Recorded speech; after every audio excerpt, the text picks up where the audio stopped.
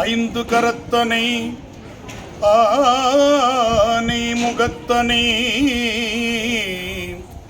இந்தின் இளம்பிறை போலும் எயிற்றனை நந்தி மகந்தனை ஞான கொழுந்தினை புந்தியில் வைத்து அடி போற்றுகின்றேனே. இப்ப நாம வந்திருக்கிற திருக்கோயில் கற்பக விநாயகர் ஆலயம் என்று சொல்லக்கூடிய பிள்ளையார்பட்டி. இங்கதான் முதல்ல தமிழி அப்படின்ற தமிழினுடைய முற்கால வடிவம், தமிழின்னு ஒரு வடிவம் இருந்துச்சு. அதுதான் நமக்கு தமிழ் அப்படின்னு மாறிச்சு. அந்த கல்வெட்டு இருக்கிற கோயில் இந்த கோயில் தான்.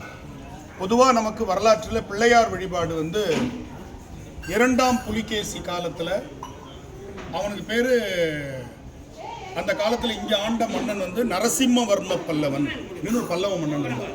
2ஆம் புலிகேசி மேலை சாளுக்கிய மன்னன். வரலாறு சொல்லும் பொழுது வரலாற்று மாணவர்கள் நான் சொல்றது சரியான்னு சொல்லி திருத்திடணும்.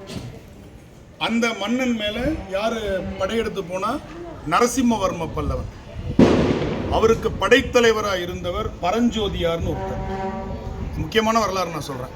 அந்த பரஞ்சோதியார் தான் வாதாபியில் சென்று, வாதாபிங்கிறது இன்னைக்கு இருக்கிற மகாராஷ்டிரா பகுதியினுடைய இந்த பகுதி, அந்த வாதாபியை வெற்றி பெற்றதனால் நரசிம்மவர்ம பல்லவனுக்கு மாமல்லன்னு ஒரு பட்டப்பேர் உண்டு. வாதாபி கொண்டான். எப்படி நம்ம ராஜேந்திர சோழனுக்கு வந்து கங்கை கொண்டான், கடாரம் வென்றான் அப்படின்லாம் பட்டம் உண்டு. அது மாதிரி நரசிம்மவர்ம பல்லவனுக்கு என்ன பட்டம் உண்டு? வாதாபி கொண்டான். அப்போ மிகப்பெரிய அந்த வெற்றியை கொண்டு வந்து தன்னுடைய மன்னனுக்கு முன்னாடி பரஞ்சோதி என்ற படைத்தலைவன் சமர்ப்பிக்கிறான். அப்போ பரஞ்சோதியார், உனக்கு என்ன வேணும்? இவ்வளோ பெரிய வெற்றி அடைஞ்சிருக்கிற, பலமுறை பல பேர் வந்து அந்த 2ஆம் புலிகேசி மன்னனை ஜெயிக்க முடியாமலே இருந்தது, நீ வந்து வெற்றி பெற்றுட்ட, உனக்கு என்ன கேட்டாலும் கொடுக்குறேன்னு, எனக்கு அமைதி வேணும், நான் சொந்த ஊருக்கு போகிறேன் அப்படிங்கிறாரு. சரி, உனக்கு என்ன வேணுமோ எடுத்துகிட்டு போ. வாலண்டரி ரிட்டைர்மெண்ட் வாங்கின முதல் மிலிட்ரி மேன் யார் அப்படின்னா பரஞ்சோதியார் தான். அவர் என்ன பண்ணுறாரு, உனக்கு என்ன வேணுமோ எடுத்துகிட்டு போன்னு கஜானாவை திறந்து விடுறான். எனக்கு எதுவும் வேணாம், நான் அந்த வாதாபியை ஜெயிச்சுட்டு வந்த உடனே ஒரு வித்தியாசமான இறை திருவுருவம் பார்த்தேன், அதை வந்து விநாயக பெருமான்னு சொன்னாங்க, அவரை நான் எடுத்துகிட்டு போகிறதுக்கு எனக்கு அனுமதி வேணும், நான் அதை அங்கேருந்து எடுத்துகிட்டு வந்தேன், நம்ம ட்ரெஷரியில் கொடுத்துட்டேன், ஏன்னா ஜெயிச்சுட்டு வந்த பொருள் எல்லாம் மன்னனுக்குன்னு கொடுத்துட்டேன், அதை மட்டும் எனக்கு கொடுங்க அப்படின்னு சொல்லி அதை எடுத்துகிட்டு வரான். அந்த கணபதிக்கு பேர் வாதாபி கணபதினு பேர். அதை கொண்டு வந்து தன்னுடைய சொந்த ஊர் நாகப்பட்டினம் மாவட்டத்தில் திருச்செங்காட்டங்குடி அப்படிங்கிற இடத்துல ஒரு கோவில் இருக்குது. அந்த கோவிலில் உருத்திர பசுபதியார் கோவில்னு ஒரு கோவில் இருக்குது, திருச்செங்காட்டங்குடி. அங்கே கொண்டு வந்து பிரதிஷ்டை பண்ணுறார். நமக்கு 2 விநாயகர், ஒன்று கற்பக விநாயகர், முற்கால பாண்டியர் காலம், அதுதான் நம்ம இங்கே பார்த்தது. இதற்கு அடுத்து பிரதிஷ்டை பண்ண விநாயகர். பிரதிஷ்டை பண்ணுற விநாயகருங்கிறது விக்கிரகமாக செஞ்சு கற்சிலையாக செய்து ஒரு இடத்துல அஷ்டபந்தனை மருந்து சாத்தி ஒரு சன்னதியாக பிரதிஷ்டை பண்ணுறது. இங்கே இருக்கிற விநாயகர் வந்து புடைப்புச்சிருக்கும். விநாயகரை சுற்றி வர முடியாது. விநாயகர் வந்து ஒரு பெரிய பாறையில் குடைவரையாக புடைப்பு சிற்பமாக இருக்காங்க. நம்ம அந்த கோவிலுக்கு பின்னாடி போனால் அந்த பாறை இருக்கும். அந்த பாறைக்கு முன்னாடி விநாயகரை செதுக்கி அதுக்கு முன்னாடி கோவில் கட்டியிருக்காங்க. அதனால தான் நம்ம விநாயகர் தரிசனம் பண்ணிட்டு என்ன பண்ணுறோம், அப்படியே தான் வெளியில் வரோம். கவனிச்சிங்களா? எல்லா கோவில்லையும் அந்த கருவறையை சுற்றி வந்தோம். திருக்கோட்டியூரில் பார்த்தோம், குன்றக்குடியில் பார்த்தோம். இங்கே விநாயகரை சுற்றி வர முடியாது, ஏன்னா விநாயகருக்கு முதுகுப்புறம் கிடையாது. அப்படியே அந்த பாறையை குடைந்து திருப்பரங்குன்றம் மாதிரி. இதுக்கு பேர் குடைவரை கோயில் அப்படின்னு பேர். இன்னைக்கு நம்ம பார்த்ததுல மலை மேலே ஏற்படுத்தின கோயில் குன்றக்குடி, அதுக்கு பேர் மலை தளி என்று பேர், மலை கோயில் என்று பேர். இந்த கோவிலுக்கு பேர் குடைஞ்சி செய்யறதுனால இதற்கு பேர் என்னது? குடைவரை கோவில். இது எல்லாமே பல்லவர் காலத்துக்கு முன்னாடியே இருந்ததுங்கிறதுக்கு பிள்ளையார்பட்டி ஒரு சான்று. பல்லவர்கள் தான் அதை கொண்டு வந்தாங்க அப்படிங்கிறது மாதிரி மாமல்லபுரத்தை சென்டர் பண்ணி நிறைய வரலாறுகள் எழுதப்பட்டன. ஆனால் இது மாமல்லபுரத்துக்கும் பழமையானது. ஏன்னா வாதாபி கணபதிங்கிறது மாமல்லன் காலத்தில் திருச்செங்காட்டங்குடியில் ஏற்படுத்தப்பட்டது. அந்த பரஞ்சோதியார் தான் 63 நாயன்மாரில் சிறு தொண்டர் என்று அழைக்கப்பட்டவர். பல பேருக்கு இந்த வரலாறு தெரியாது. படைத்தலைவராக இருந்த பொழுது அவருக்கு பரஞ்சோதியார்னு பேர். அவர் தான் திருச்செங்காட்டங்குடியில் இருக்கக்கூடிய சிறுத்தொண்ட நாயனாராக 63 நாயன்மார்களில் ஒருவராக பிற்காலத்தில் தன்னுடைய அந்த போர் தொழிலை விட்டுவிட்டு முழுக்க அடியாராக மாறி சிவனடியார்களுக்கு அன்னம்பாலிப்பு செய்கின்ற அந்த பணியை செய்து வந்தார். அதில் அந்த சிவபெருமான் வந்து சோதனையாக வந்து அவருக்கு பிள்ளைக்கறி கேட்டது, இதெல்லாம் அந்த செய்தியெல்லாம் இருக்கும். அப்போ கூட நமக்கு ஒரு சந்தேகம் வரும், இறைவன் வந்து இந்த மாதிரி பிள்ளைக்கறியெல்லாம் போய் கேட்பானா அப்படின்னா 63 நாயன்மாருக்கும் சாமி கேட்கல. இதில் வந்து ஒரு லாஜிக் இருக்குது. என்ன அப்படின்னா, எல்லாருக்கும் சோதனை. இப்போ நீங்கள் பாருங்கள், இளையான்குடி மாரநாயனார் அவரும் சாப்பாடு போடுறது தான் செஞ்சார். ஆனால் அவருக்கு சோதனைங்கிறது என்னது? நெல் இல்லாமல் போச்சு, வயலில் கிடந்த நெல்லை, விதை நெல் எடுத்துகிட்டு வந்து சாப்பாடு போட்டார். ஆனால் பரஞ்சோதியாருக்கு மட்டும் அதே சாப்பாடு போடுற வேலையை செஞ்சவருக்கு இந்த மாதிரி ரொம்ப கொடுமையான ஒரு சோதனை கிடைக்கிது. ஏன் அப்படின்னா, அவர் வினையை செய்திருந்தால் அந்த வினையை அவர் மூலமாக அந்த வினையை கழித்தால் தான் முக்தி கொடுக்க முடியும். யார் வினை விதைத்தானோ அவன் வினை அறுப்பான், திணை விதைத்தவன் திணை அறுப்பான். அவர் போர்க்களத்தில் எத்தனை பேருடைய பிள்ளையை வெட்டியிருப்பார், எத்தனை பேரை வெட்டி சாய்ச்சிருப்பார். அப்போ அந்த பிள்ளையை பறிகொடுத்தவர்கள், நமக்குத்தான் போர் ஜெயிச்சோம்னா ஜெயிச்சவங்களுக்கு அது ஆரவாரம் மகிழ்ச்சி, தோத்த பக்கம் இறந்து போனவங்க வீட்டில் அது மகிழ்ச்சியாக கொண்டாடுவாங்களா? எவ்வளோ கொடூரமாக ஒரு போர் என்று சொன்னால். நீங்கள் பாருங்கள், ஒரு பரணி பாடணுன்னா 1000 யானை செத்து போனால் பரணி பாடுவாங்களாம். ஒரு போர்க்களதி யானை எவ்வளோ பெரிய உருவம், அதுவே 1000 இறந்து போயிருக்குன்னா குதிரை எத்தனை இறந்து போயிருக்கும்? மனிதர்கள் எத்தனை லட்சம் பேர் ஒரு போர்க்களத்தில் இறந்துருப்பாங்க இன்னைக்கு இருக்கிற வெப்பன்லாம் இல்லாத காலத்தில். அப்போ அவ்வளவு கொலை தொழிலை செய்த, போர் தொழிலை செய்தவருக்கு அந்த ரத்தம்னா என்ன, அந்த காயம்னா என்ன, பிள்ளை இறந்தால் அந்த வீட்டில் எப்படிப்பட்ட சோகம் இருக்குன்றதை அவருக்கு காட்டணும் இல்லையா? எத்தனையோ லட்சக்கணக்கான பேருடைய வம்சத்தை அவர் துவம்சம் பண்ணார். அவருக்கு மட்டும்தான் அந்த கொடூரமான தண்டனை. அந்த தண்டனையை கொடுத்து அதை அவர் அனுபவித்த உடனே மீண்டும் அவருக்கு சுவாமி என்ன பண்ணுறாரு, அந்த பிள்ளையை திருப்பி கொடுத்தார் அப்படின்ற வரலாறு பார்க்குறோம். அதனால் 63 நாயன்மார்களை நம்ம இன்றைக்கி வந்து பகுத்தறிவு பேசுகிறேன், இது பேசுகிறேன், அது பேசுகிறேன்னு சொல்லிட்டு இது மாதிரிலாம் வந்து சாமி வந்து கேட்கலாமா, போகலாமா, வரலாமா அப்படின்லாம் பேசுகிறதுல நமக்கு வந்து அர்த்தமே இல்லை. அந்த கதையினுடைய பின்புலத்தை பார்க்கணும். என்ன வினையை நாம் செய்கிறோமோ அந்த வினையை நாம் அனுபவித்து தான் ஆகணும். 5 புலன்களில் நீ செய்கிற வினையை 5 புலன்களால் அனுபவிக்கணும். எந்த சாவி பூட்டுச்சோ அதே சாவி திறப்பது போல எதனால் நாம் வினை செய்கிறோமோ அதனால் அந்த வினை நீக்கப்படும். அவர் போர் தொழிலால் வெட்டி சாச்சார். வெட்டு, உன் பிள்ளை வெட்டு, உனக்கு அப்போ தெரியும். இப்போ நம்ம சொல்கிறோம்ல, வைத்த வலியும் தலைவலியும் வந்தவனுக்கு தான் தெரியும். நீ என்னடா இவ்வளோ நேரமாக தலைவலின்னு ரொம்ப நடிக்கிறியான்னு கேட்பாங்க. அந்த தலைவலி வந்தவனுக்கு தான் சொல்ல முடியும். அது மாதிரி அந்த ஒரு பிள்ளை இழந்த சோகம் எப்படி இருக்கும்னு அவருக்கு காட்டணும் இல்லையா? அவர் அடியாராக மாறிட்டா எல்லாம் மாறிடுமா? செஞ்ச வினை இல்லைன்னு ஆகிடுமா? அதனால் அந்த வினையை அவருக்கு கொடுத்து அதை அவருக்கு இது பண்ணுறார். அந்த விநாயகர் 2வது விநாயகர். இந்த 2 விநாயகர் தான் தமிழ்நாட்டில் விநாயகர் வந்த வரலாறு. நாயகன் என்றால் தனக்கு மேல் தலைவன் இல்லாதவன் என்று பொருள். நாயகன்னா தலைவன்பா. அதனால தான் படைத்தலைவருக்கு பேர் நாயக்கர்னு பேர். நாயக்கர்கள் மன்னர்கள் அல்ல, தெரியுமா? நாயக்கர்கள் ஆந்திராவில் படைத்தலைவராக இருந்தவங்க. அரிகரர், புக்கர்னு 2 பேர் படைத்தலைவர்கள். அந்த படைத்தலைவர்களுக்கு பேர் நாயக்கர்னு பேர். அந்த நாயக்கர்கள் இஸ்லாமிய ஆட்சி தென்னிந்தியாவுக்குள்ளே வருவதை தடுத்தார்கள். அதனால் அவர்களை நாயக்கர், அதுக்கப்புறம் அவர்களே முடிசூட்டி கொண்டார்கள்.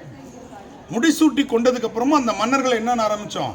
நாயக்கர்கள் நினைச்சோம். நாயக் என்ற சொல்லுக்கு படைத்தலைவர்கள் என்பது தான் பொருள். அப்போ இந்த நாயகம் என்ற சொல்லுக்கு தலைவன் என்று பெயர். நாயகன் என்று சொன்னால் தனக்கு மேல் தலைவன் இல்லாதவன். இப்போ மலன் என்று சொன்னால் 3 குற்றங்கள் உடைய ஆன்மாக்கு பேர் மலன் என்று பேர். நமக்கெல்லாம் இருக்குது. இப்போ இந்த ஃபோன் யாருதுமா என்னது பற்றியா, இதுதான் முதல் குற்றம், சரியா? இப்போ யார் இந்த பாடத்தை நடத்துகிறாங்கிட்ட நான் தான் நடத்துகிறேன், அடுத்து நான் சொல்லுவேன். அப்போ நான், எனது, இதுதான் 2 குற்றம் ஆன்மாக்கு இருக்கிறது. யான், எனது, இந்த 2 குற்றமும் ஆன்மாக்கு இருக்கிறது. முதல்ல அதுக்கு பேர் ஆணவம்னு பேர், ஈகோ. ஒன்று உடைமை குற்றம், இன்னொன்று யார் செஞ்சான்ற வினை குற்றம். இது 2த்தையும் நாம தான் சொல்லுவோம். என்னதான் கோவிலுக்கு நம்ம ஒரு தர்மம் செஞ்சாலும் நம்ம பேர் எழுதி வைக்கிறோம் உபயம்னு போட்டு, அது மாதிரி வந்துடுது இல்லை. நல்லது செஞ்சாலும் நல்வினை தான். அதனால் இதுதான் ஆன்மாக்கு இருக்கிற ஒரு குற்றம் அப்படின்னு சொல்கிறோம். இந்த ஆன்மாவால் அந்த அப்ரிஷியேஷனை ஏற்றுக்காமல் இருக்க முடியாது. இது ஆன்மாவுடைய இயல்பு. பாராட்டுதலை வெல்வதற்கு இந்த ஆன்மா ஆசைப்படும். அது இல்லாதவன் இறைவன். அவனுக்கு நீ திட்டினாலும் ஒன்று தான், பாராட்டினாலும் ஒன்று தான். வேண்டுதல் வேண்டாமை இலான் என்று திருவள்ளுவர் குறிப்பிடுறார். அவனுக்கு அந்த மாதிரி நீ திட்டினாலும் ஒன்று, பாராட்டினாலும் ஒன்று தான். அதனால் இறைவன் ஒரு தாய் தன்னுடைய குழந்தை தன்னை கொஞ்ச நாளும் அவளுக்கு மகிழ்ச்சியாக இருக்கும். காலால் சின்ன காலை வச்சு ஒட்டி உதைச்சாலும் அது அவளுக்கு மகிழ்ச்சியாக தான் இருக்கும். ஏன்? 2மே அவளுக்கு அந்த பிஞ்சு கரங்களால் செய்யக்கூடியது தான். உதைக்கிறதும் ஒன்று தான், கொஞ்சறதும் ஒன்று தான் ஒரு தாய்க்கு. அதுபோல் இறைவன் இருக்கிறான் அப்படின்னு சொல்கிறோம். இதிலிருந்து விடுபட்டவன், இந்த மலன்களிலிருந்து விடுபட்டவனுக்கு விமலன். அது மாதிரி நாயகன்னா தலைவன், தனக்கு மேல் தலைவன் இல்லாதவன் விநாயகன். பேரே வைப்பாங்க, விமலா அப்படின்னு பேர் வைப்பாங்க. விமலன் ஆணுக்கு வைப்பாங்க, பெண்ணுக்கு விமலா. அமலன் முக்குற்றம் இல்லாதவனுக்கு பேர் என்னது? அமலன், அமலான்னு பேர் வைப்பாங்க. அமலன், நிமலன், விமலன் என்று இறைவனை சொல்வார்கள். இந்த மூணுத்தையும் எடுத்துட்டீங்கன்னா அது எல்லாம் மனிதர்கள். அப்போ ஆன்மாவில் எந்த விதமான அழுக்கும் இல்லாமல் இருக்கின்ற பரமாத்மான்னு பேர். அதுக்கு ஆன்மாவில் 3 அழுக்கு இருக்கிற நமக்கு ஜீவாத்மான்னு பேர். அப்போ விநாயகர் வழிபாடு என்பது ஓங்காரத்தினுடைய வடிவம் அப்படின்னு சொல்கிறோம். உலகத்திலேயே மிக எளிமையான வழிபாடு விநாயகர் வழிபாடு. பிடிச்சி வச்சா பிள்ளையாரு அப்படின்னு சொல்லுவாங்க. பிடிச்சி வச்சா பிள்ளையாரு, அரச மரத்தடியில் வச்சு அவரை வழிபடுவாங்க. ரொம்ப எளிமையான வழிபாடாக பிள்ளையார் வழிபாடு. ஒரு சுழி, பிள்ளையார் சுழி போட்டு எழுதுறது, இந்த வழக்கம். அதுக்கப்புறம் சிற்றிலக்கிய காலம்னு ஒரு காலம் தமிழில். அந்த சிற்றிலக்கிய காலத்தில் பெரும்பாலான காப்புச் செயல் விநாயகர் காப்பாதாரம். இப்போ திருமந்திரத்தில் இப்போ நான் பாடின பாட்டு திருமந்திரமே கிடையாது, ஆனால் திருமந்திரத்தில் காப்புச் செயலாக இருக்குது. திருமூலர் அதை பாடலை, ஆனால் யாரோ ஒருத்தர் என்ன பண்ணிட்டாங்க, விநாயகர் காப்பு எழுதி அதில் வச்சுட்டாங்க. இந்த விநாயகர் வழிபாட்டை நமக்கு இடைக்காலத்தில் மிகப்பெரிய அளவில் கொண்டு வந்தவங்க யாருன்னா ஔவையார். அவங்க விநாயகர் அகவல் பாடியிருக்கிறாங்க. அதுக்கப்புறம் பாலும் தெளிதேனும் பாகும் பருப்பும் இவை 4 கலந்துனக்கு நான் தருவேன், கோலம் செய் துங்க கரிமுகத்து தூமணியே நீ எனக்கு சங்கத்தமிழ் 3 தா. அதுக்கப்புறம் 16ஆம் நூற்றாண்டில் அருணகிரி பெருமான் முருகப்பெருமானை மட்டும்தான் பாடியிருப்பார் நினைக்கிறீங்க, ஆனால் நிறைய விநாயகரை பாடியிருக்கார். கைத்தல நிறைகணி அப்பமுடு அவல் பொறி கப்பிய கரிமுகன் அடிபேணி கற்றிடும் அடியவர் புத்தியில் உரைபவர் கற்பகம் என வினை கடிதேகும் மத்தமும் மதியமும் வைத்திடும் அரண்மகன் மற்பொரு திரள் புய மத யானை மத்தள வயிறனை உத்தமி புதல்வனை மட்டவிழ் மலர்கொடு பணிவேனே முப்புறம் எரி செய்த அச்சிவன் உரைரதம் அச்சது பொடி செய்த அதிதீரா முத்தமிழ் அடைவினை முற்பட கிரிதனில் முற்பட எழுதிய முதல்வோனே முப்புறம் எரி செய்த அச்சிவன் உரைரதம் அச்சது பொடி செய்த அதிதீரா அத்துயர் அது கொடு சுப்பிர மணிபடும் அப்புன மதனடை இவமாகி அக்குற மகளுடன் அச்சிறு முருகனை அக்கண மணமருள் பெருமாளே. கடைசியில தான் முருகன் வரார். அந்த முருகப்பெருமானுக்கு வள்ளியை திருமணம் செய்வதற்கு உதவி செய்த விநாயகர் பெருமானே. அந்த விநாயகர் பெருமானை நான் எப்படி வணங்குறேன்? கைத்தல நிறைகனி, கையில் நிறைய அப்பம் அவல் பொறி, கப்பிய கரிமுகன். அவன் எப்படி இருக்கான்? யானை முகத்தை கொண்டவன். கரி என்று சொன்னால் கரிய நிறமுடைய யானையை ஆகு பெயரால் குறிக்கும். நிறவாகு பெயர்னு அதுக்கு பேர். ஆகு பெயரில் இடவாகு பெயர் இதெல்லாம் இருக்கு இல்லையா, சினையாகு பெயர், இதில் இது நிறவாகு பெயர். கரி என்றால் யானையை குறிக்கும். கப்பிய கரிமுகன், அவன் யானை முருகன். இப்போ சொல்கிறோம் இல்லையா, அப்படியே கப்புன்னு பிடிச்சிக்கிச்சு அப்படின்னு சொல்கிறோம் இல்லையா, அதுதான் கப்பிய கரிமுகன் அடிபேணி. கற்றிடும் அடியவர். விநாயகர் பெருமான் எங்கே வருவானா?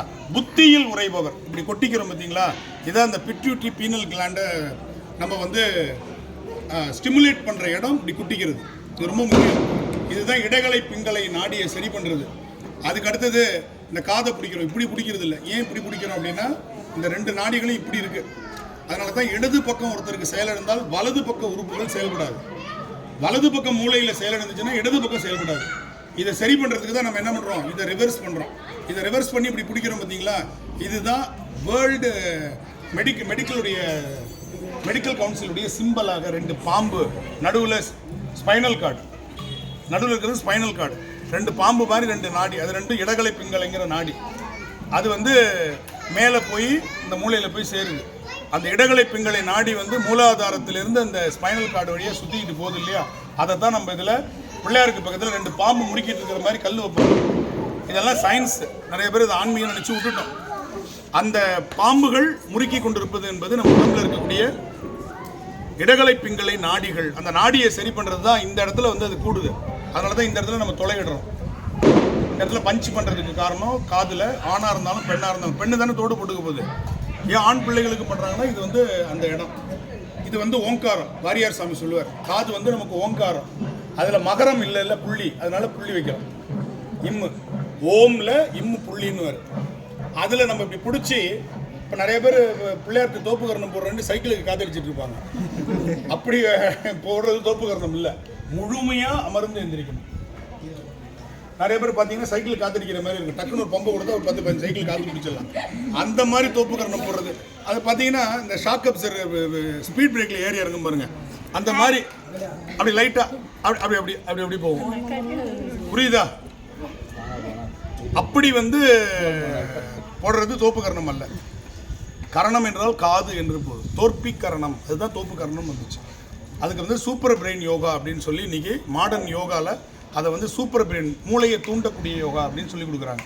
அந்த யோகா நம்ம அப்படி குனிஞ்சு நிமிந்து போடும் பொழுது நம்முடைய சர்வ அங்கத்திலும் அந்த ப்ரெஷர் கிடச்சி ரத்தம் தலைவரியும் பாயுது. இப்படி உட்கார்ந்து எந்திரிக்கும் பொழுது மூலாதாரத்துலேருந்து ஒரு ப்ரெஷர் கொடுத்து மேலே நம்ம அந்த ரத்த ஓட்டத்தை, நரம்பு மண்டலம், ரத்த மண்டலம், வெப்ப மண்டலம், சுவாச மண்டலம், இப்படின்னு நிறைய மண்டலங்கள் நம்மகிட்ட இருக்குது. இந்த எல்லாத்தையும் சரி பண்ணுறது தான் தோப்பு கரணம். ரொம்ப முக்கியமானது இந்த தோப்பு கரணம். அந்த காலத்தில் அதனால தான் தண்டனைங்கிறது தோப்பு கரணம். சொல்கிற வரையும் தோப்பு கரணம் போடுன்னு 50 தோப்பு கரணம் போடு, 100 தோப்பு கரணம் போடு அப்படின்னு சொல்லுவாங்க. இது எல்லாமே அந்த காலத்தில் தண்டனைக்கு தண்டனையாச்சு. அந்த பையனுக்கு உடல் நலத்தையும் அது கொடுத்துச்சு.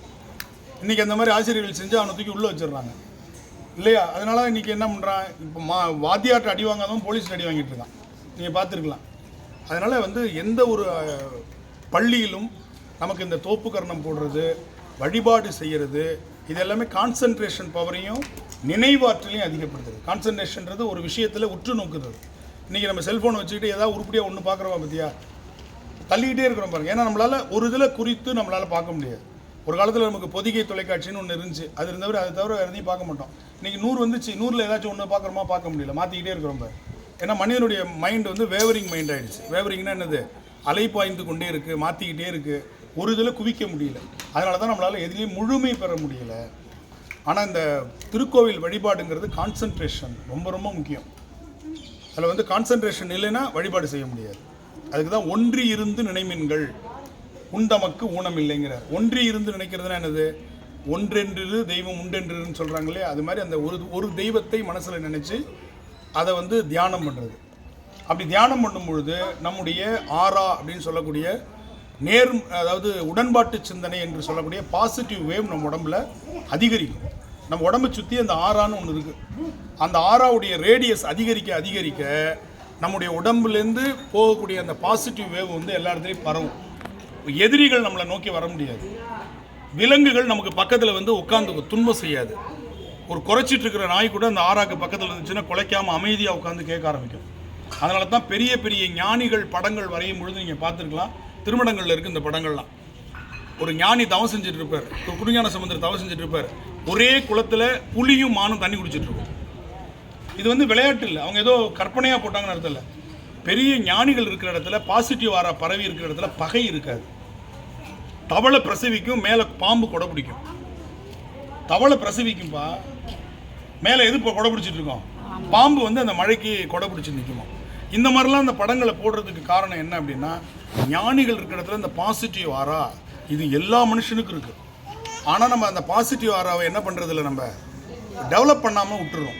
அதனால் நம்முடைய நெகட்டிவ் எண்ணங்கள், நம்முடைய நெகட்டிவ் தாட்ஸு, அதுக்கப்புறம் நம்ம பார்க்கக்கூடிய காட்சிகள், இது எல்லாம் என்ன பண்ணுது, நம்முடைய பாசிட்டிவ் ஆரா அதிகப்படுத்த விட. அதுதான் இந்த கோவிலுக்கு நம்ம வரோம்.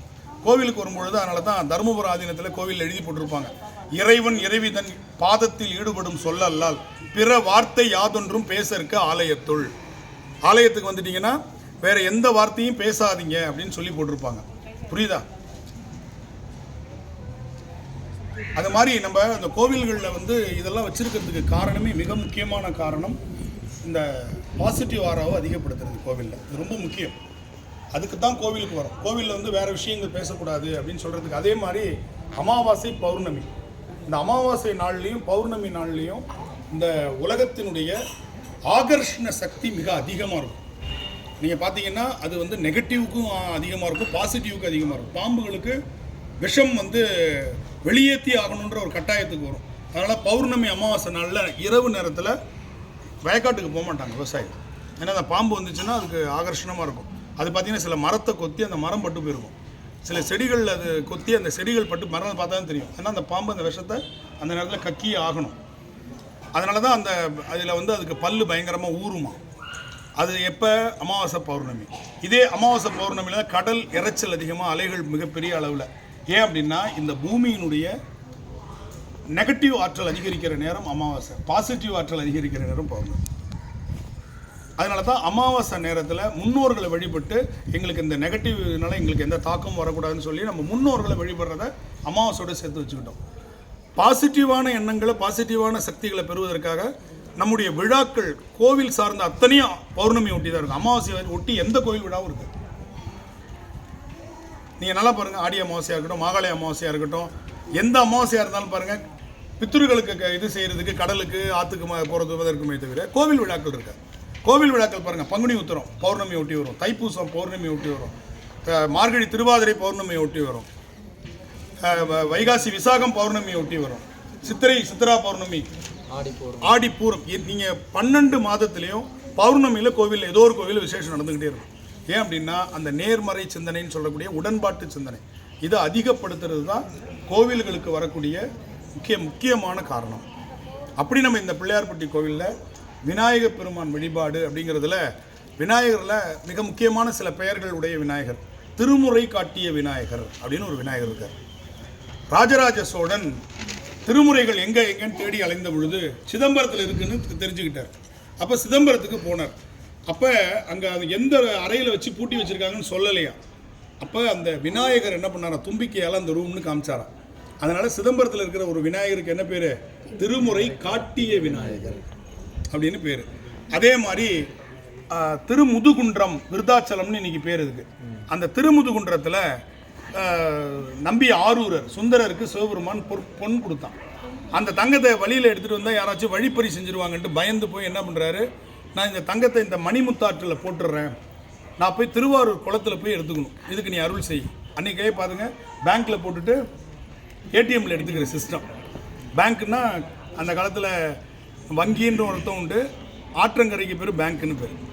அன்றைக்கி பேங்க்கில் போட்டுட்டு அவர் என்ன பண்ணார், மணிமுத்தாரில் கரையில் நின்று பேங்க்கில் போட்டுட்டு திருவாரூர் கமலாலயத்துக்கு வந்து பார்க்குறாரு. அந்த பவுன் கீழே கிடக்கு எடுத்துக்கிட்டது ஒரு சந்தேகம், நடுவில் ஏதாச்சும் சேஞ்ச் ஆகிருக்குமா, 24 கேரட்டு 20 கேரட்டா 18 கேரட்டா எதாவது ஆகிருக்குமா அப்படின்னு அவருக்கு என்ன வருது, ஒரு சந்தேகம் வருது.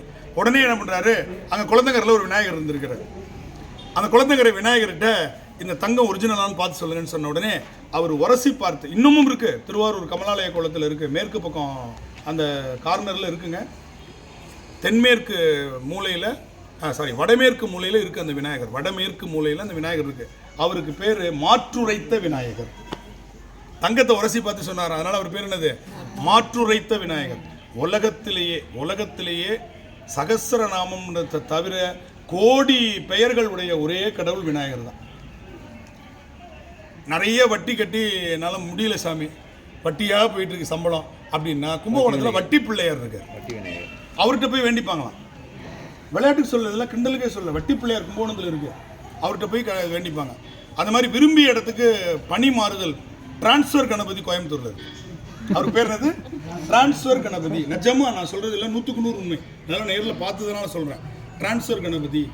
அதே மாதிரி மதுரையில் இருக்கிற முக்குருணி நெல் வாங்கிக்கிட்டு இது பண்ணார், முக்குருணி விநாயகர்னு பேர். அதே மாதிரி குளம்பெட்டிய கணபதி திருப்புன்கூரில் இருக்கார். நந்தனார் திருப்புன்கூர் போகிறார். அங்கே பெருசாக நந்தி, பெரிய நந்தியாக இருக்கும். அந்த காலத்தில் நந்தனார் போன்றவர்கள் கோயிலுக்கு உள்ளே போய் வழிபட முடியாது. அப்போ அவர் வெளியே நின்று சாமி மறைக்குதேன்னு சொல்கிறார். அப்போ சிவபெருமான் என்ன பண்ணார், நந்தியை விலகி இருக்க சொன்னார். நந்தி விலகிக்குச்சு, சுவாமியை தரிசனம் பண்ணார். அப்படி சுற்றி வரும்பொழுது கோவில் குளம் வந்து தூர் வாராமல் ஒரே குப்பையும் குளவுமா இருக்குது. நந்தனாருக்கு என்னடாது இப்படி கோவில் குளம் இப்படி தான் இருக்குன்னு சொல்லிட்டு இதை நாமளே தூர் வாரிடுவோம் அப்படின்னு சொல்லிட்டு அவர் ஒரே ஆளாக இறங்குறார், தூர் வாடுறார். முடியுமா அவரால்? உடனே சிவபெருமான் என்ன பண்ணார், விநாயக பெருமான் மூத்த பிள்ளையை கூப்பிட்டு நீ போய் அவருக்கு உதவி போ.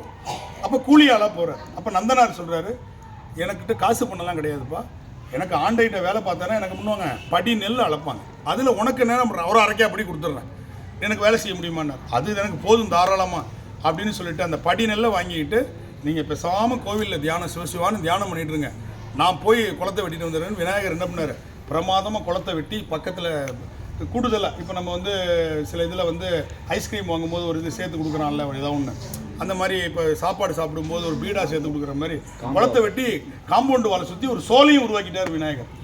ஒரு கூடுதல் இதாக இவர் பார்த்து ஆச்சரியப்படுறார். யார்? நந்தனார். பிரமாதமாக இருக்கேன்னு அந்த நெல்லை கொண்டு போய் கொடுத்தாராம். அந்த நெல் வாங்கி விநாயகர் பெருமான் ரைட் எனக்கு போதும் அப்படின்னு சொல்லிட்டு நேராக வந்து அப்பாட்ட கொண்டு வந்து கொடுத்தாராம், தான் வாங்கின மாதம் சம்பளத்தை.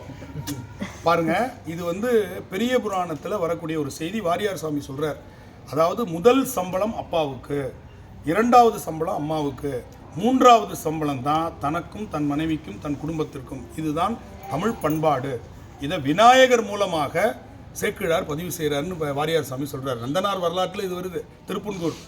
அப்போ சிவபெருமான் தான் புள்ள சம்பாரித்த அந்த நெல்லை என்ன பண்ணாராம், ஆசையில் அப்படியே எடுத்து அபிஷேகம் பண்ணிக்கிட்டாராம். அந்த நெல் மேலே கங்கை இருந்துச்சுல, முளைச்சிருச்சான் தலை மேலே. இதை கிண்டலாக காலமேக புலவர் பாடுறார். எங்கேயா எங்கெங்கேயும் செடி வளர்க்குறான், நீ சடையில் போய் செடி வளர்ப்பியா அப்படின்னு என்ன பண்ணுறாரு காலமேக புலவர். அதை வஞ்ச புகழ்ச்சியாக சிவபெருமான் தலையில் அந்த நெல்லை கொட்டின உடனே அங்கே இருந்த கங்கையில் அந்த நெல் என்ன பண்ணிடுச்சான், மழை பெஞ்சா நெல் முளைச்சிருது பார்த்தீங்களா. அது அந்த காலத்தில் வருது பாருங்கள், 12ஆம் நூற்றாண்டில் இதை பதிவு செய்கிறாரு. மழை பெஞ்சா நெல் முளைச்சிரும். அது மாதிரி அந்த தண்ணி கங்கை இருந்தனால சடையில் என்ன ஆயிடுச்சு, சிவபெருமான் தலையில் ஒரே நெல் காடாக முளைச்சிருச்சான். எது, நந்தனாற்ற கூலி நெல்லாக பெற்றது. அது மாதிரி தின்பூர் அங்கே இருக்கிற விநாயகருக்கு குளம் வெட்டிய விநாயகர். அதே மாதிரி மலைக்கோவிலில் இருக்கிறது உச்சி பிள்ளையார். உச்சியில் இருக்காரா, அவர் பேர் உச்சி பிள்ளையார். அதே மாதிரி நம்பி ஆரூரர் அப்படின்னு சுந்தரர், அவர் வந்து திருவையாருக்கு வர்றார். திருவையாறு வடகரை கோவில், காவிரிக்கு தென்கரை கோவில் வடகரை கோவில் தான் பிரிச்சிருப்பாங்க.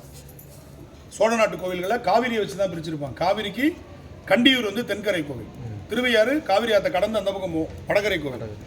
இவர் வந்து தென்கரைக்கு வந்துட்டார். அப்போ காவிரியாறு கடை புரண்டு ஓடிட்டு இருக்கு. ஆகஸ்ட் மாதம் போல இருக்கு, ஓடிட்டு இருக்கு, போக முடியல. நீச்சல் தெரியும் இருக்கு, இருந்தாலும் ட்ரெஸ் நினைஞ்சிரும்ல. ஒரு பட்டு பீதாம்பரத்தோட ஜம்முன்னு கோவிலுக்கு போகிறதுக்கு அலங்காரம் பண்ணிட்டு வந்துட்டார். ட்ரெஸ்ஸு நினையும் அப்படின்றதுனால என்ன பண்ணுறாரு, நீ ஆரக்காய் எனக்கு என்ன பண்ண பிரித்து வழி விடு, நான் வரேன் உன்னை கும்பிட்றதுக்கு அப்படின்னு சொல்லி ஒரு பதிகம் பாடினார். இப்போ இவர் கத்தனாரா, இங்கேருந்து ஐயாரா அப்படின்னு கத்தனாரா. அது சிவபெருமான் உள்ளே இருக்கார், அவர் காதில் விழுவில். அவர் ஐயார் அமர்ந்த பெருமான் அமைதியாக உட்காந்துருக்கார். இது வெளியில் உட்காந்துருக்கு, கணபதி கேட்டுருச்சு. அவர் என்ன பண்ணியிருக்காரு, இதை வாங்கி ரிசீவ் பண்ணி உள்ளே இருக்கிறவருக்கு சொல்லியிருக்காரு, எப்பா அவங்க உன் ஃப்ரெண்டு வந்திருக்கிறான். சுந்தரர் வந்து ஃப்ரெண்டு இல்லையா, உன் நண்பன் வந்து ஐயாரான்னு கத்துறான், அவனுக்கு எதாவது செய்யலை உன்னை திட்டி விடுவான், பார்த்துக்கப்பா அப்பா அப்படின்னு இருக்கான். அதனால அந்த விநாயகருக்கு ஓலம் விட்ட விநாயகர்னு பேர். திருவையாறில் இருக்கிற விநாயகருக்கு என்ன பேர், ஓலம் விட்ட விநாயகர்னு பேர். ஏன்னா ஓலம் விட்டாராம். இந்த ஓலம் விடுறதுக்கான சொல் ஓ என்பது. இப்போ நம்ம பக்கத்தில் இருக்கிறவனே ஏன்னு கூப்பிடுவோம். இந்த பாப்பா ஏ அதை எடுமா அப்படின்னு சொல்லுவோம். பக்கத்தில் இருக்கிறவங்க கூப்பிடுறது என்னது, ஏய். தூரத்தில் இருக்கணும் ஓ ராமசாமி அப்படின்னா என்னன்னு கேட்பான். அந்த ஓ என்ற ஓங்காரம் நீண்டு போகும். அதனால ஓலமிட்ட விநாயகர்னு அவருக்கு பேர். ஓலம் என்ற சொல் ஓங்காரத்தினுடைய இதில் வருது. அதனால அந்த பதிகம் மட்டும் பொதுவாக தமிழ் பதிகங்கள் ஏகாரத்தில் முடியும். புரியுதா, ஏகாரத்தில் முடியும். இப்போ வந்து பார்த்தீங்கன்னா பீடுடைய பிரமாபுரம் மேவிய பெம்மான் இவன் அன்றே ஏன்னு முடியுது. நற்றுணையாவது நமச்சிவாயவே அப்படின்னு முடியும். இப்போ நமக்கு பாட்டெலாம் பார்த்துருக்குறோம், ஏகாரத்தில் முடியும். ஆனால் அந்த பாட்டு மட்டும் ஓகாரத்தில் முடியும். ஏன்னா அது ஓன்னு ஓலமிட்டு சொன்னாராம். அதனால் ஐயாருடைய அடிகளோ அப்படின்னு முடியும். இந்த மாதிரி விநாயகப் பெருமானை நீங்கள் எடுத்து பார்த்தீங்கன்னா ஏகப்பட்ட விநாயகப் பெருமான், ஏகப்பட்ட வரலாறுகள். அவருடைய முகத்துக்கு ஏகப்பட்ட ஒரு இது. அவருடைய அந்த வயிறு வந்து மத்தள வயிறு இல்லையா, அவர் சொல்கிறார் மத்தள வயிறனை உத்தமி புதல்வனை மட்டவிழ் மலர்கொடு பணிவேனே. அப்புறம் விநாயகப் பெருமானுக்கு என்னென்ன படைக்கலாம் அப்படின்னு ஒரு பாட்டில் சொல்கிறார். பக்கரை விசித்திரமணி பொற்கலனை இட்ட நடை பட்சியனும் உக்கரத்துற கமுனீப. அதில் என்னென்ன பட்சணம் விநாயகப் பெருமானுக்கு படைக்கிறதுன்னு சொல்லுவார். இக்கவரை நற்கனிகள் சர்க்கரை பருப்புடன் நெய் அவல் பொறி இளநீர் வண்டு எச்சில் பயறு அப்ப வகை பச்சரிசி பிட்டு இளநீர், இவ்வளவு படைக்கலாம் கிடையாது. அப்பாடான்னு இருக்கு. இதை லிஸ்ட்டு போட்டு நம்ம பார்த்தோம்னா விநாயகப் பெருமானுக்கு அவ்வளோ அப்படி கிடையாது. நம்ம ஆசை விநாயகப் பெருமானுக்கு காட்டிட்டு நம்ம கட்டுறது. காட்டுதல் கட்டுதல். படைத்தல் என்ற சொல்லுக்கு என்ன பொருள், காட்டுதல். படைத்தல் என்றாலே காட்டுதல்னு அர்த்தம். அதுதான் நைவேத்தியம் என்ற சொல்லினுடைய தமிழாக்கம். நைவேத்தியம்னா பெருமானுக்கு காட்டுகிறோம், நாம் அப்புறம் சாப்பிட்றோம். ஆனால் விநாயகப் பெருமானுக்கு அந்த மோதகம் என்று சொல்லக்கூடிய கொழுக்கட்டை இன்றைக்கி நம்ம கிடைச்சிருக்கு பாருங்கள். அது விநாயகப் பெருமான் கொடுத்துட்டா பாருங்க கொழுக்கட்டை இல்லையா. அதனால் அந்த மோதகம் வந்து நமக்கு இன்றைக்கி கொடுத்தார். சக்கரை பொங்கல் கொடுத்தார். இன்றைக்கி என்னென்ன கொடுத்துருக்காருங்க, புளியோதரை கொடுத்தார். எத்தனை கொடுத்துருக்காரு பாருங்கள் விநாயகப் பெருமான். கற்பக விநாயகர் பாருங்கள், கேட்காமலே கொடுக்குறவருக்கு பேர் தான் கற்பக விநாயகர். மற்ற எந்த கோயிலும் நமக்கு கொடுக்கல. நல்லா கவனிக்கணும். திருநீரோடு முடிச்சுட்டாங்க. திருநீர் தீர்த்தம் பிரசாதம்ட்டாங்க. இங்கே வந்து விநாயகப் பெருமான் இவர் என்ன விநாயகர், கற்பக விநாயகர். கற்பக விநாயகர்னா கேட்டதெல்லாம் இல்லை, நினைத்ததெல்லாம், உனக்கு தேவையானதெல்லாம் சகல. கற்பகம்ன்றது அப்படி நின்னா கொடுக்குமா. காமதேவனு கற்பகம் அப்படிலாம் சொல்கிறாங்க. அதனால் இந்த விநாயகருக்கு என்ன பேர், கற்பக விநாயகர். அதனால் இந்த கோவிலில் உங்களுடைய கல்வி அறிவு சார்ந்த வாழ்க்கையும் உலகியல் வாழ்க்கையும் நல்லா இருக்கணும்னு சொல்லி எல்லாம் உள்ள பெருமானை வேண்டி உங்களை மனமாற நான் வாழ்த்தி இந்த கற்பக விநாயகர் கோவிலில் நாம் வந்து இன்றைக்கி சேர்ந்துருக்கிறோம். பௌர்ணமி அன்னைக்கு விநாயகர் பெருமானை நாம் அழகாக பார்த்துருக்குறோம். இன்னொரு விநாயகரோட வரலாறோடு நம்ம இதை நிறைவு செய்யலாம். இன்னொரு விநாயகர் இருக்கார். ஔவையார் வந்து விநாயகர் பூஜையில் ரொம்ப சூப்பராக பண்ணுவாங்க. விநாயகர் பூஜை ரொம்ப நல்லா பண்ணுவாங்க ஔவையார். அப்போ விநாயகர் பூஜை அப்படி பண்ணிக்கிட்டே இருக்கிறாங்க. பண்ணிகிட்டே இருக்கும்பொழுது நம்பி ஆரூரரும், இந்த கதை நான் வந்து இலக்கியத்துறை மாணவர்கள் சொல்லியிருக்கேன், நம்பி ஆரூரரும் சேரமான் பெருமாள் நாயனாரும் கைலாயத்துக்கு போகிறாங்க அப்படின்ற செய்தி கிடைக்கிது. திருவஞ்சி களத்துலேருந்து இவர் வெள்ளை யானை மீது ஏறி போகிறாரு. அவர் குதிரை மேலே போயிருக்கார் சேரமான். இவங்களுக்கு முன்னாடியே நாம் போயிடணும், போய் அவங்கள வரவேற்கணும்னு யாருக்கு ஆசை? ஔவையாருக்கு ஆசை. ஆனால் இவங்க பூஜை பண்ணிகிட்டு இருக்காங்க. பூஜையில் பாதியில் எந்திரிக்கக்கூடாது. அதனால் இவங்க பூஜை பண்ணிகிட்டு இருக்கும்பொழுது வாக்குண்டாம் நல்ல மனம் உண்டாம் அப்படின்னு பண்ணிட்டு இருக்காங்க. அங்கே போகிறது அவங்களுக்கு தெரியுது. உடனே என்ன பண்ணுறாங்க? பூக்கொண்டு திருப்பார் திரும்பி நீ தும்பிக்கையான்னு பார்த்தோம் தப்பாமல் சர்வதனு பாலும் தெளிதனும் பார்க்கும் அப்படின்னு விநாயகர் பெருமான் தும்பிக்கை வச்சு தலையை தட்டினார். என்ன பிரச்சனை? இல்லை அவங்க 2 பேரும் கைலாயத்துக்கு போகிறோம். பொறுமையாக செய், இந்த அவசரம் எனக்கு முடியாது, நான் பொறுமையாக எல்லாத்தையும் நான் பொறுமையாக செய்கிறாள், உன் அவசரம் எனக்கு வராது, நீ பொறுமையாக செய். அப்போ அவங்க நீ பொறுமையாக செய்ய நான் பார்த்துக்கிறேன்னார். இந்த அம்மா பொறுமையாக பூஜையெல்லாம் முடிச்சாங்கல்ல, தூக்கி பாயிண்ட் டு பாயிண்ட் சர்வீஸ் அப்படி தூக்கி கைலாயத்தில் வச்சுட்டு இவங்க பாட்டு பாடிட்டு எல்லாம் போய் இவர் திருக்கையில ஞான உலா, ஆதி உலான்னு பேர், ஞான உலா பாடிட்டு வர்றாரு. யாரு? சேரமான் பெருமாள். இவர் தானனை முன்படித்தான் பாடிட்டு யானையில் வந்து பார்த்தா ஔவையார் வாங்க நல்லா இருக்கீங்களா, வந்துட்டீங்களா? நான் அங்கே தான் இருக்கேன். நான் அங்கே பூஜை பண்ணிட்டு இருந்தேன். பூஜை பண்ணிட்டு வந்துட்டேன். விநாயகர் கொண்டு வச்சுட்டேன். முதல்ல பிபி வண்டி விட்டவர் யாரு? Vinayagar Perumal. Point to point நான் ஸ்டாப் சர்வீஸ். டீ காபி கூட நிற்காது. அப்படி தூக்கி அப்படி வச்சுட்டாரு கைலாயத்தில். அதனால கைலாயத்தில் 3 பேர் ஆடி சுவாதி அன்று முக்தி பெற்றார்கள். அதில் வந்து நம்பி ஆரூரர் குரு பூஜையாக நம்ம கொண்டாடுறோம். ஆடி சுவாதி அன்றைக்கி தான் சேரமான் பெருமாள், அன்றைக்கி தான் ஔவையார். இந்த ஔவையார் தான் நமக்கு மூதுரை, கொன்றை வேந்தன் போன்ற அருமையான நல்ல நல்ல நூல்கள் அதெல்லாம் எடுத்துட்டோம் பாடத்திட்டத்தில் இருக்குது. ஏன்னா உருட்டக்கூடாது மாணவர்கள் அப்படிங்கிறது ரொம்ப கவனமாக இருப்போம். அதனால் நம்ம கவனமாக அதை எடுத்துகிட்டு எதெல்லாம் நம்ம மாணவர்களுக்கு வந்து இதாக இருக்குமோ அதெல்லாம் வச்சுருக்கிறோம். அந்த காலத்தில் வந்து அன்னையும் பிதாவும் முன்னணி தெய்வம் ஆலயம் தொழுவது, ஏன்னா ஆலயம் தொழுவது சாலவும் நன்றுனா அது இருக்கக்கூடாது அப்படின்னு அதை எடுத்துட்டோம். அது மாதிரி ஓதாமல் ஒரு நாளும் இருக்க வேண்டாம், ஒருவரையும் பொல்லாதது சொல்ல வேண்டாம், மாதாவை ஒரு நாளும் மறக்க வேண்டாம். அடுத்தது என்னது?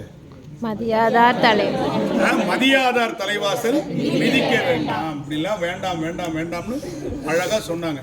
இது ஒரு இது வேண்டும் வேண்டும் வேண்டும்னு வள்ளலாரதுக்கு பாசிட்டிவா ஒன்று சொன்னார். ஒருமையுடன் நினைந்த திருமலர்களை நினைக்கின்ற உத்தமர்தம் உறவு வேண்டும், உள்ளொன்று வைத்து புறம் ஒன்று வேண்டும், பெருமை பெரும் நினது புகழ் பேச வேண்டும், பொய்மை பேசாது இருக்க வேண்டும், பெருநெறி பிடித்தொழுக வேண்டும், மதமானவை முடியாது வேண்டும், மருகு பெண் ஆசையை மறக்கவே வேண்டும், உனை மறவாது இருக்க வேண்டும், மதி வேண்டும், நின்கருணை நிதி வேண்டும், நோயற்ற வாழ்வில் நான் வாழ வேண்டும், தர்மமிகு சென்னையில் கந்தகோட்டத்தில் உள்ள தலமோங்கு கந்த வேலை, தன்முக துய்யமணி உன்முக செய்வமணி சண்முக தெய்வமணியே. வள்ளலார் காலம் வரையும் சென்னையில் சென்ட் 100 ரூபா தான் வித்துச்சு. தலமோங்கு கந்த வேலைனார். ரியல் எஸ்டேட் பூரா பிச்சுட்டு பறக்குது பாருங்க. அதான் ஞானிகள் வாக்கு பலிச்சிடும். அவர் என்ன சொன்னார்? தலம்னா சைட்டு, ஓங்கு கந்த வேலைன்னார். சும்மா இல்லாம வள்ளலார். இன்னைக்கு எல்லாம் பார்த்தீங்கன்னா கோடி கணக்கில் இங்கே போய் ஒரு சென்ட் வாங்க முடியும் நம்மளால. ஏன்? வள்ளலார் பாடினார். அதுவரை தலமாக இருந்தது, வள்ளலார் பாடியதால் அது திருத்தலமாகியது. தலமோங்கு கந்த வேலைன்னார். பீச்சுக்கிட்டு பறக்குது இல்லையா? சென்னையில் வாங்க முடியுமா இடம்? அந்த கந்தக்கோட்டம். சென்னையில் இருப்பது கந்தக்கோட்டம், காஞ்சிபுரத்தில் இருக்கிறது குமரக்கோட்டம்.